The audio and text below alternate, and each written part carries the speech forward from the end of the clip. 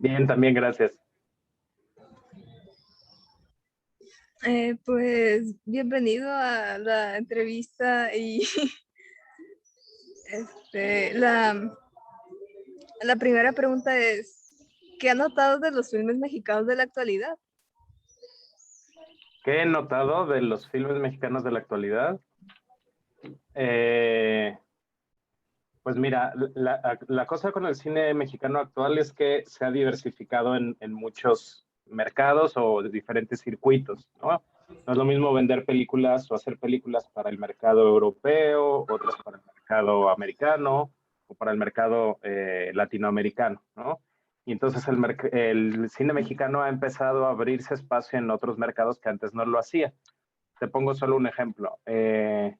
Hay una película de aquí de Guadalajara que se llama Los Lobos, de Samuel Kishi, que es un cineasta, digamos, relativamente joven, es su segundo largometraje. Era una película que ya estaba pensada para contender al nivel de poder ser invitada a Berlín, a selección oficial, o incluso se rumoraba que a Cannes, que serían los dos festivales más grandes que hay. Y por cuestiones de pandemia, por cuestiones de calendario, también por cómo se mueve cada festival cada año, al final no la invitaron y la productora general, en lugar de esperarse al año siguiente, que podría haberlo hecho, decidió estrenar en un festival en Corea, ¿no? En el Festival de Busan, que es un festival en el que poquísimo cine mexicano se ha visto. Y lo que fue haciendo es, en lugar de entrar hasta arriba, que es lo que todo el mundo quiere, tu primer estreno, tu premier mundial, pues tiene que ser en el festival, en tu festival soñado, ¿no? Y esta película pues ya tenía suficiente calidad como para estrenar en un festival, digamos, de línea, lo que se llama línea A, ¿no? Que son estrenos internacionales de gran relevancia. Y al final lo que hizo fue empezar al revés, empezó chiquito en Busan, empezó a hacer el circuito asiático, que es un circuito poco explorado por el cine mexicano, y fue agarrando mucho nombre, ya no pudo estar en selección oficial, pero al final lo invitaron a Berlín como diciendo, es un cineasta que nos interesa, en los siguientes años pues hay que echarle un ojo, ¿no? Eh, y así ha pasado con muchas películas, hay cineastas que están haciendo cine en Canadá, como Nicolás Pereda, o por ejemplo como Michel Franco, que su última película estuvo en Venecia, ¿no? Y le fue bastante bien. Y ahora pues en Cannes acaban dos cineastas mexicanas mujeres, acaban de obtener reconocimientos muy importantes, ¿no? Por la película de La Civil, que es la película esta de Arcelia Ramírez actuando, sobre la historia de Maricel Escobedo, si no mal recuerdo, y la otra de Tatiana Hueso, que es probablemente una de las mejores documentalistas y ahora con su primera película de ficción, pues obtuvo dos premios en Cannes y una ovación de 10 minutos, ¿no? Que es una cosa así como muy inusual. Entonces, lo que se nota es que empezamos a estar presente en más festivales, en más circuitos, por lo tanto, las películas en principio alcanzan a más públicos, pero que sigue habiendo un reto de exhibición y de distribución. No todos los productores tienen dinero ni las habilidades para distribuir una película en países como China, Indonesia, Tailandia, etcétera, ¿no? Entonces, vamos un buen camino, pero todavía faltan cosas, ¿no? Oh, ok, ok. Este, ¿Cuál ha sido el impacto del cine mexicano de años pasados, sabes, como la época de oro? Eh, Podría ser la época de oro y luego hubo otro momento, digamos, la época de oro es del 38 al 58 más o menos. Luego el cine mexicano cae en un pequeño valle, se deja de producir cine. En los años 70 hay otro resurgimiento, lo que se llama el nuevo cine mexicano o el cine mexicano independiente, ¿no? Arturo Ripstein, Felipe Casals, etcétera, que se va extinguiendo hacia los años 90, que es la época de menor producción cinematográfica de la historia. Hubo años que no se hizo ni una sola película, un par de años, en el periodo de Salinas sobre todo, y de Cedillo. Y poco a poco en los 2000 fue despegando, ¿no? Digamos, las películas de los que ahora son muy famosos, de Guillermo del Toro, Alejandro González Iñárritu, Alfonso Cuarón, se empezaron a cocinar en los 90, ¿no? Todos estrenan sus películas entre el 91, creo que es 90, sí, 91 creo que es Solo con tu pareja, 92, 94, no me acuerdo bien la fecha, Cronos de Guillermo del Toro, y ya Amores Perros de Alejandro González Iñárritu en el 99, ¿no? Eh, 99, sí, creo que sí. Y luego, bueno, vendrá y tu mamá también, creo que es 2001, ¿no? Por ahí un poco. Entonces, bueno, la década de los 90 es el surgimiento de esa generación, aunque se producía muy poquito cine, y esos años de muy poca producción hicieron que hubiera poca industria, pocos profesionales, ¿no? Pero digamos, del año 99 para acá ha ido creciendo progresivamente. Entonces, eh, ¿qué influencias hay? Pues digamos, los temas son importantes, ¿no? Estos temas de la vida de los mexicanos, del drama social, ¿no? La de, por ejemplo, y tu mamá también, que tiene como este componente como de sexy comedia, pero contemporánea, ¿no? El tema de la clase media en Cuarón. Entonces, digamos que aunque tienen influencia del cine de la época de oro en los temas y en algunas cosas, ya no alcanza a ser el mismo estilo, es un cine completamente diferente, pero sí que tienen esta cosa como de primero filmar muy guerrillero, bajo presupuesto, como serían las películas de los 70, ¿no? Entonces, digamos, hay como tres generaciones muy claramente definidas de éxito cinematográfico y en medio tres épocas como de mucha crisis económica y de muy poca producción, ¿no? Entonces, bueno, un poco es así como subidas y bajadas, ¿no? Es como un zigzag, montañas y valles. Y esta última generación está, pues no profundamente influenciada, pero sí tiene como este conocimiento o esta experiencia del cine de los años 70, ¿no? Producir con poco, tratar de hacer mucho con lo que tengas, tratar de hacer una historia sólida y compacta y a partir de eso, ¿no? Y la otra es que prácticamente todos los tres, ¿no? Tanto Alejandro como Guillermo y como Alfonso, los tres son guionistas de sus propias historias, ¿no? Y eso es muy típico del cine latinoamericano en general. No hay un sindicato o un grupo de guionistas que estén produciendo películas para que las productoras los agarren y los produzcan, sino que es más bien como el cineasta que tiene el impulso de hacer su historia quien se lanza a dirigir, ¿no? Entonces, eso también es una influencia muy clara.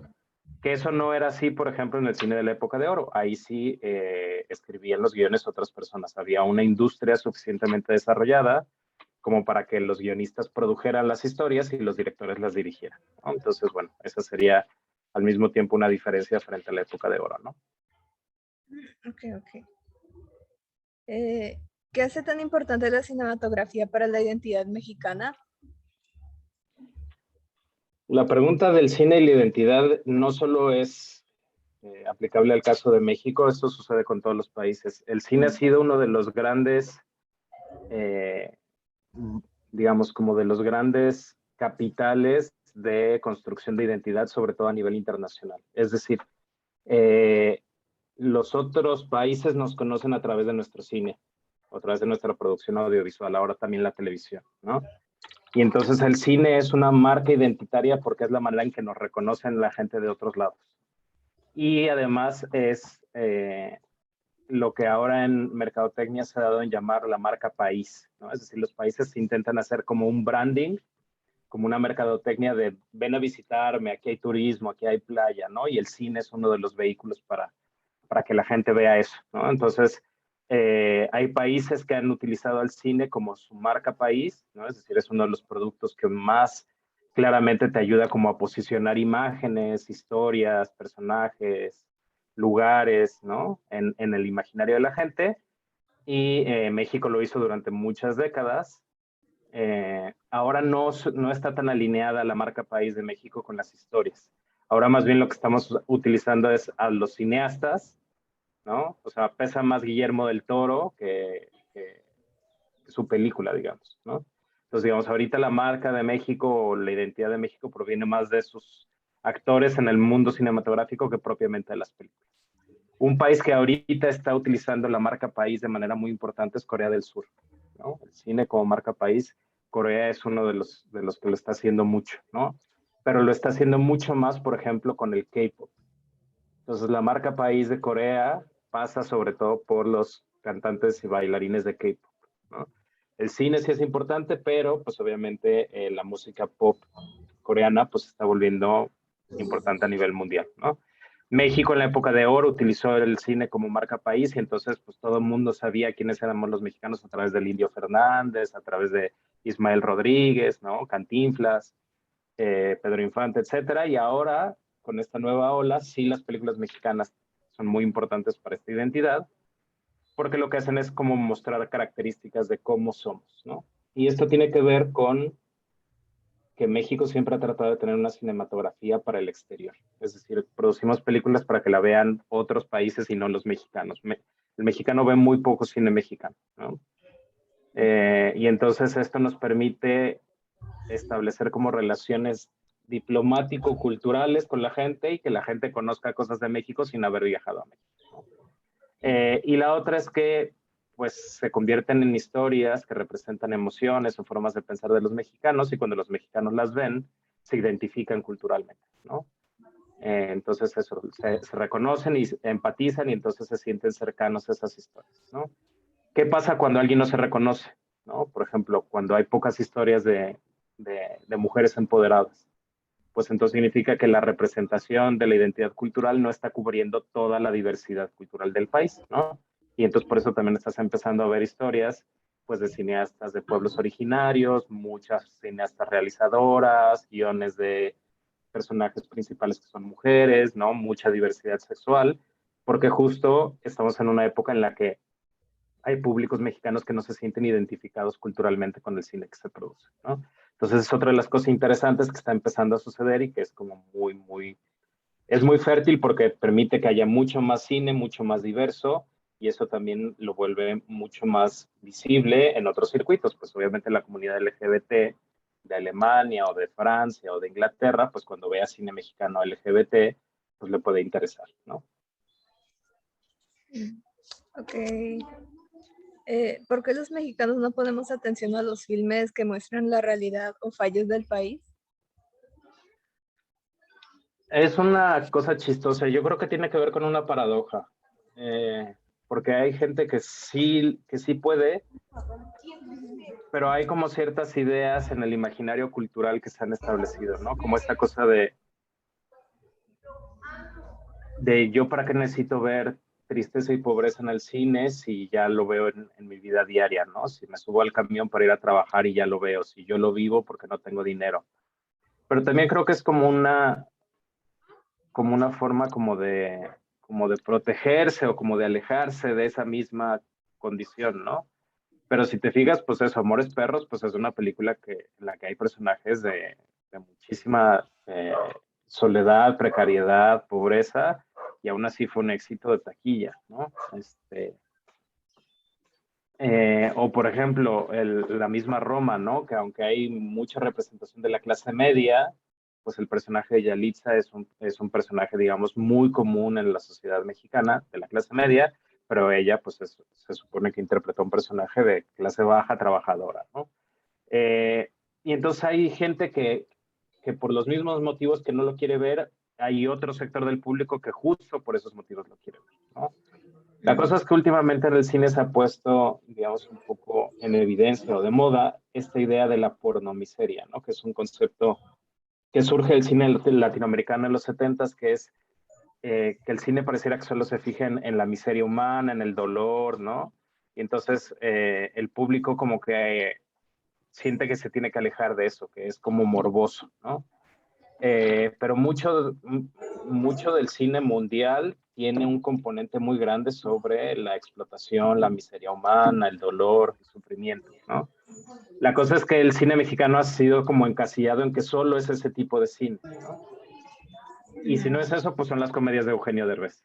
Entonces está como muy polarizado, ¿no? Y entonces hay gente que odia el cine porque es muy tremendista y muy doloroso, o porque es muy superficial y muy banal como la comedia con Omar Chaparro o el actor que esté de moda, ¿no? Entonces, este cine de drama social con otro tono que no por fuerza es trágica, pues tampoco la van a ver porque les parece aburrida, ¿no? Entonces, pareciera que no quiere nada, pero la cosa es que por el otro lado, el cine de la tragedia mexicana, pues se vende increíble en los festivales. Acaban de ganar dos películas dolorosísimas en Cannes, ¿no? Entonces, como que tenemos ahí yo creo que como un trauma cinematográfico, ¿no? Desde nosotros los pobres, ustedes los ricos, ¿no? Y entonces, como que el mexicano quisiera como desencasillar el cine que se hace en el país, pero pues eso no sucede de la noche a la mañana, ¿no? Y entonces faltan guionistas inteligentes que hagan otro tipo de comedia, falta gente que haga ciencia ficción, que hagan terror, y ahí van, ¿no? Hay algunos, ¿no? Michel Grau, por ejemplo, está haciendo